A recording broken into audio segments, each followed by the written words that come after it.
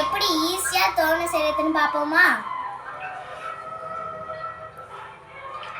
முதல்ல இந்த காம்பை இப்படி ஃபுல்லுத்துக்கும் கட் பண்ணிப்போம்.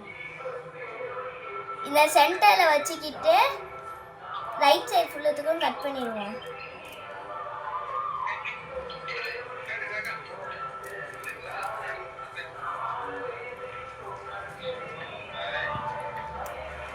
பாதி கட் பண்ணணும்.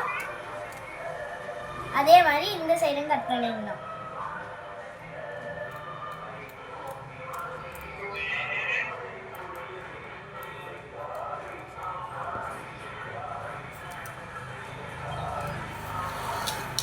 இப்போ நம்ம என்ன பண்ணோம்னா இதை முன்னாடியிலேருந்து கொண்டு வந்து பின்னாடியில போகணும். இந்த மாதிரி அதே மாதிரி இந்த சைடும் செய்யணும்.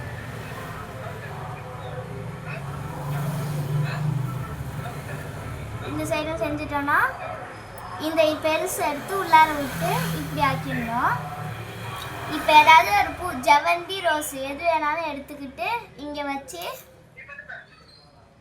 ஸ்டாப்லர் பின் அடிச்சிடலாம். வேப்பிலை வச்சுக்கிறதா இருந்தால் வச்சுக்கலாம், இல்லைன்னா வைக்காமலும் இருக்கலாம். வேப்பிலை வச்சுக்கிட்டு இங்கே வச்சுக்கிறேன். இங்கே வச்சு ஒரு ஸ்டாப்லர் பின் போட்டு இதோ பாருங்க, இப்போ அழகா ரெடி ஆயிடுச்சு. இப்போ நம்ம இந்த நூலில் கோக்க போகிறோம்.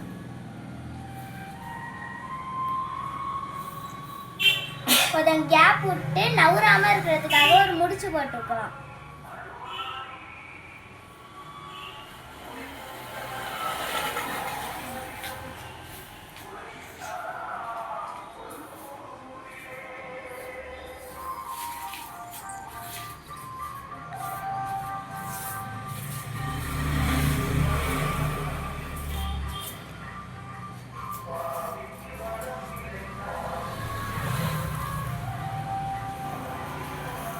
இப்போ அழகா ஒரு தோரணம் வந்துட்டு இதை நம்ம எங்கள் வீட்டு வாசலில் கட்ட போகிறோம்.